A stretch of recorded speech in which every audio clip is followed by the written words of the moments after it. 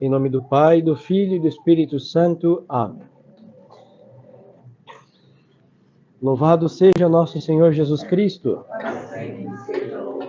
Podem sentar.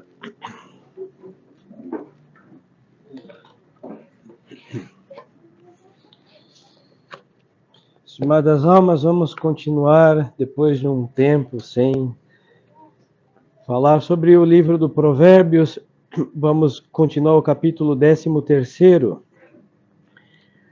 Havíamos visto alguns versículos, mas vamos ter que voltar um pouquinho atrás.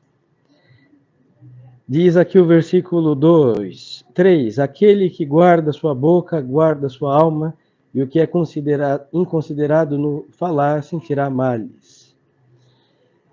O preguiçoso quer, mas em vão, a alma dos que trabalham será saciada.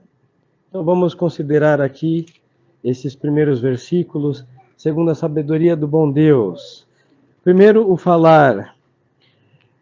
Normalmente quem faz pouco, fala muito. Isso é um mal. Aqui eu não vou falar nem de homem e mulher, hein? Ambos. Verdade que as mulheres são famosas por falar um pouquinho mais. Mas, falando do homem sem obras, ele é muito falador.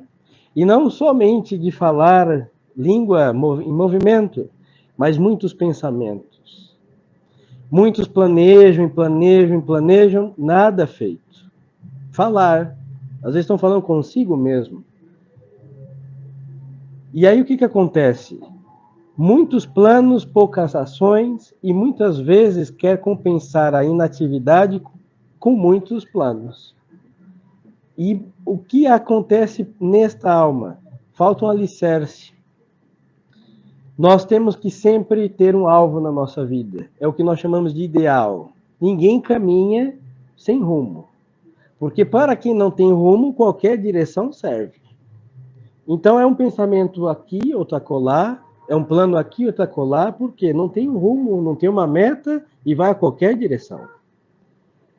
E nesta situação confusa, o bom Deus não trabalha com a nossa alma. Porque Deus é um Deus de ordem.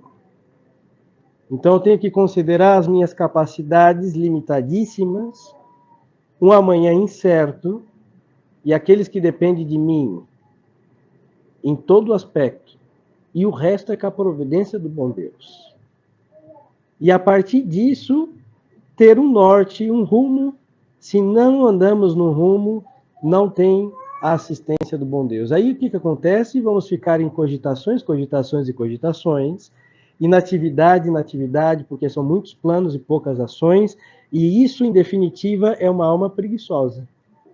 Porque de tantos pensamentos, tantos planos e nada em ação, a alma em si mesma está agobiada, está cheia de pesar, está aflita e sem forças, muitas ideias.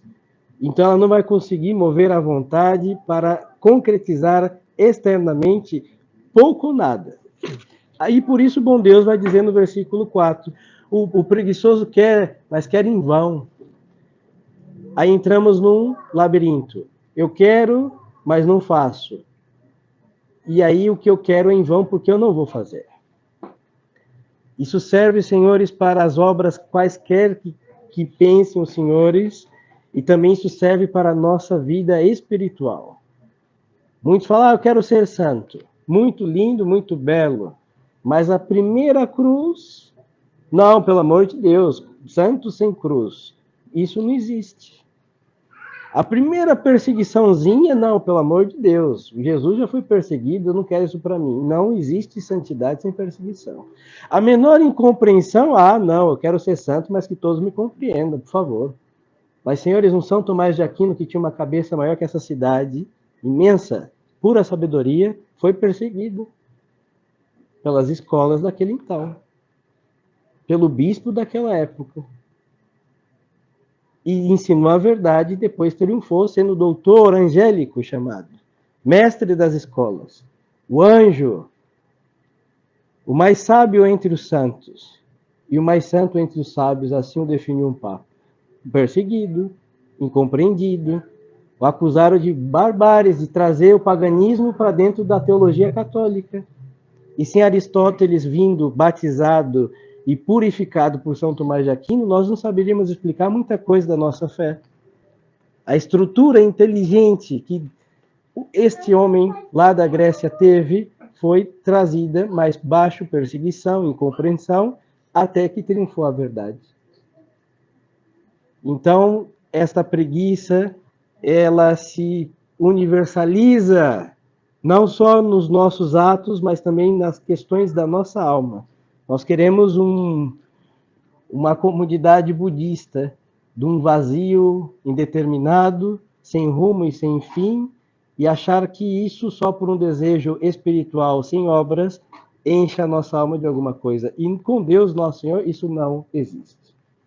E depois segue para os planos, para uma profissão, para um ideal humanamente considerado. Também essa juventude de hoje em dia, se perguntamos o que você quer ser, não sei. 18 anos, não sei. 20 anos, não sei. 30 anos, não sei. E às vezes querem ser muitas coisas e acabam não sendo absolutamente nada, porque a idade chega e as obras não se concretizam. Então o preguiçoso quer, mas quer em vão. Então por isso nós temos que ter aqui em tudo a mortificação das nossas ideias. Nós devemos pensar, sim, somos animais racionais, pensar. Nós devemos ter os nossos planos sempre, mesmo que Deus os mude. Mas algo temos que oferecer a Deus no rascunho. Senhor, é isso que eu proponho. Mas chegar lá com papéis lisos, limpos, sem nada traçar, Deus não vai escrever nada. Esse papel nos compete, ele vai corrigir. Isso sim. Mas temos que ter algo para oferecer a Deus. Senhor, eu aponto para este lugar, esta profissão, este ideal, esta virtude ou estas. Temos que ter um fim na nossa vida, uma meta. E nisso, sensatamente, equilibradamente, tem coisas que são para amanhã, tem coisas que é para o final do mês, tem coisas que é para daqui a 5, 10 anos, sabe Deus e nós também. E cada coisa no seu devido tempo, sem confusão e atropelamento de ideias, com ordem e decoro, como apraz a majestade de Deus. Aí então a nossa vontade vai ter ânimo de fazer, amanhã eu tenho que fazer isso. E o que faltar de ânimo, esperamos da assistência de Deus. Por isso o bom Deus disse, nosso Senhor, a cada dia basta o seu afã. Justamente porque sendo bombardeado por ideias, por planos, somos por eles soterrados. Sempre será assim. Aí a Sagrada Escritura segue, a alma dos que trabalham, essa será saciada. Mas trabalhar com esta ordem, decoro, decência, prudência, e com esta grande expectativa de poder colher o que plantou, aí depende do bom Deus e temos que confiar, hein? Fiz o que deveria ser feito, o efeito tem que esperar da bondade do bom Deus que assiste aqueles que trabalham com muita confiança em sua providência. O justo detesta as palavras mentirosas, segue aqui dizendo a Sagrada Escritura, e o ímpio procura a vergonha e a desonra. Aí vamos à mesma causa. O preguiçoso, ou aquele que fala demais, o tagarela, por ele não poder fazer algo um pouquinho melhor, ele é uma alma medíocre. E na sua mediocridade, ele busca o mais fácil. É o caminho do erro. Hoje é muito mais fácil você ser um mendigo e depender da caridade dos outros, ou de uma bolsa vinda do senhor presidente, do que estudar, ralar, ter uma profissão decente e viver à custa do seu suor. Muito mais fácil. É muito mais fácil ser um mentiroso, um caluniador, do que andar na verdade e na integridade. Então, o preguiçoso tem isso. Ele vai buscar o caminho mais fácil. E qual é o caminho mais fácil? O caminho do mal, o caminho das trevas. E agora o justo, não. Ele tem esse equilíbrio interior. Ele tem essa sanidade e integridade no seu interior e no seu exterior, e ele não teme o que deve ser feito, por árduo que seja. Mesmo que custe aí alguns anos de sua vida, umas rugas dos seus rostos, uns fios de cabelo de sua cabeça, não importa. A sua integridade, medida à majestade de Deus, para agradar a Deus, é o que importa. Aí a consequência, a justiça guarda o caminho do íntegro, e o pecado causa a ruína do pecador. E aí nós entendemos a história da humanidade e dos que aqui transitam debaixo do céu. O justo rala, às vezes sozinho, e parece que até Deus o deixa abandonado. Aparentemente. Por isso nós vemos nosso Senhor dizer: meu Deus, por que me abandonastes? Parece um abandono de Deus. E eu vou lhes explicar por que aparente não é real abandono. Deus não abandona ninguém. Mas Deus é Pai. Nós esquecemos disso. Um pai, ele deixa o seu filho criar virilidade, encontrando a cruz e o perrengue, caindo e se levantando. Isso é um pai. Porque se Deus fosse uma mãe, não teria feito isso. Tinha posto uma legião de anjos para que não tropeçássemos, nos camuflado com um monte de serafins para que nada de mal acontecesse conosco. Mas Deus é Pai. Nos põe neste mundo, cruz, espinho, abrolho, deserto. Isso é catolicismo. Este é o Pai que nós dizemos: Pai nosso que estás nos céus. E Deus é Pai. Então ele deixa o justo ali. E aparentemente não está ali os mimos e carícias de Deus, mas está, porque se podemos nos levantar, só pode ser pela mão de Deus, que está sempre estendida. Aí temos que ter uma visão sobrenatural. Naturalmente, não vemos nada da mão de Deus. Isso serve para a crise da igreja, hein? Amanhã não sabemos o que vai acontecer. Hein? Vemos gente maligna ser canonizada, vemos o mal passar como a melhor teologia católica, mas Deus estrala o seu dedo, tudo isso cai por terra. Mas não, amanhã não temos uma saída, aparentemente, mas temos esperança, porque tudo está abaixo do controle de Deus. Inclusive a vida do justo, que lá no seu dia a dia está derramando o seu suor para pagar as suas dívidas, tem um nome limpo diante de Deus e dos homens. E este é assistido por Deus sempre, mesmo que pareça que não.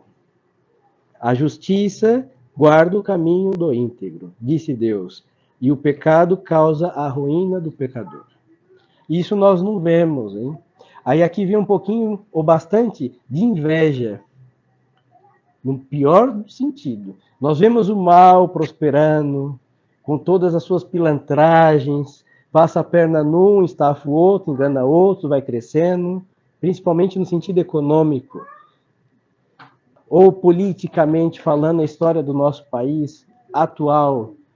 Ali, urnas, o diabo a 4, triunfo mal, aparente triunfo, e nós não sabemos que, esquecemos disso, é para escrever no espelho: o pecado causa a ruína do pecador. Se nós não vermos, os nossos virão, esta gente vai pagar nesta vida toda a injustiça que faz e que fizer. Mesmo que se convertam. Mas não, nós vemos a prosperidade eficaz do mal, muito forte, muito rápida, e às vezes até questionamos: será se vale a pena mesmo esse caminho de cruz, de perseguição e até de aparente abandono de Deus, sendo que tentamos obrar com a justiça, conforme a justiça de Deus? Pois então, aí temos que olhar para trás, ou para o alto, que o diga os santos e que diga os pecadores que os precederam, que conviveram com eles, cujo nome nem podemos mencionar porque cai no abandono e no esquecimento total. Agora a glória dos santos transpassa os séculos e a prova que até os seus ossos que aqui estão servem para a glória de Deus. E o pecador, de que serve? Que vale um osso de um pecador? Nada. Resto humano ressecado de um sepulcro. E até o de um santo, um osso, um cabelo, a roupa que ele usou ou a cama que ele dormiu serve para a glória de Deus e o bem das almas. A justiça guarda o caminho dos íntegros. Segue o bom Deus dizendo: aqui entre pobreza e riqueza, há quem pareça rico não tendo nada, e há quem pareça pobre possuindo muitas riquezas.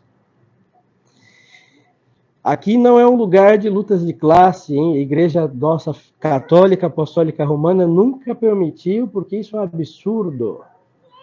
No céu temos ricos e pobres.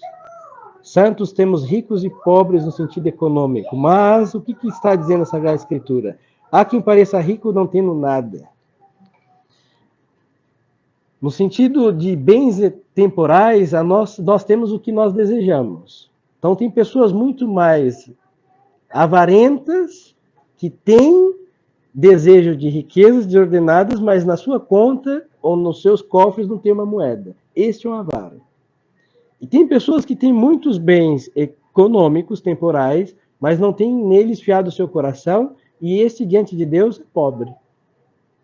Falávamos um domingo atrás de São Luís São Luís, rei da França, coberto de ouro e finas telas. Seu coração estava na sua coroa? Não, pobre. Agora vamos a um pobre alma que mesmo que prometa construir uma capela jogando na loteria, na Mega Sena, o seu coração está posto naqueles 6 números que até hoje não acertou. Avaro. E não é pobre diante de Deus. É isso que Deus está dizendo aqui. Então, senhores, concluindo, são versículos que têm muita sabedoria e não necessariamente encaixam um com outros, são sentenças do Altíssimo, que podemos dizer, concluindo tudo, que aquele que muito pensa, não pensa nada, aquele que muito quer trabalhar sem ordem, não faz nada, é o preguiçoso, e às vezes aquele que muito deseja é o mais miserável, e aquele que tudo tem e descansa em Deus é o mais pobre, porém o mais rico. Então, celebrando esse dia São Vicente de Paulo, nós temos o exemplar acabado. Um homem de uma classe pobre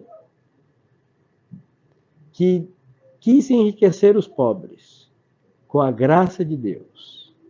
Não tinha nada este homem, humanamente falando, mas tinha Deus. Tal que começou com as suas obras assistenciais e conseguiu fazer o quê? Um lenitivo para a pobreza no sentido econômico, mas como ele estava ali com um ideal, dar Deus, ele deu Deus às almas. Não tinha muitos planos na cabeça, como vimos no terceiro versículo, um só, e ele cumpriu. Depois o seu coração estava posto nesse ideal com Deus nosso Senhor, e mesmo não vendo saídas e meios, começam as nuvens tenebrosas se dissiparem, vê aí com o bom Deus em sua providência meios para cuidar dos seus pobres, instruir aquelas crianças menesterosas e fazer uma obra que, infelizmente, com a crise da igreja e uma pitadinha da maçonaria, caiu por terra. Senhores, nós podemos fazer a mesma coisa. Nós precisamos mortificar essas ideias loucas da nossa cabeça. Nós necessitamos esvaziar um pouco a nossa vontade, que se põe em qualquer coisa, e ter um ideal com o nosso Senhor, e ninguém pode nos segurar quando é assim, quando deste jeito é feito ou for feito. Aí nós vemos os santos, o de hoje, ninguém segurou São Vicente. Mesmo não tendo um centavo, ninguém morreu de fome. A providência de Deus é maior do que a generosidade dos homens. Sempre foi. Mesmo quando tudo parece perdido, triunfa. Que o diga Santa Filomena, estamos celebrando aí seus 40 dias na prisão, 13 anos, vai perder a cabeça, vai ganhar o reino dos céus. Ninguém move essa menina. Nem prometendo o império de Roma, ninguém move, está fixada em Deus. Então vemos que o homem mortificado em muitos planos, posto em um só, e este um só, arrimado em Deus, ninguém pode destruir. Nem inferno, nem diabo, nem o malvado, ninguém. Nem o PT, nem o diabo e seus sequazes, não pode. Então, senhores, peçamos isso a Deus nosso Senhor. Aí, para isso, temos que depor o quê? A nossa preguiça, que é o fruto de desordens, de muito pensar e pouco agir. Ou de muito agir sem nada pensar, também gera um desgaste mental, espiritual e físico. E aí vem o topor, e queremos que neste cansaço por desordem nossa, Deus intervenha. Não vai intervir. O que depende de nossas mãos com Deus, Deus não fará sem as nossas mãos. Isso serve para a nossa virtude precária, isso serve para a ordem em nosso interior, na nossa alma, do teto que vivemos, das almas que governamos com a graça de Deus e aonde quer que estejamos. O que nos compete com Deus, Deus não fará sem nós. Louvado seja nosso Senhor Jesus Cristo. Em nome do Pai, e do Filho, e do Espírito Santo. Amém.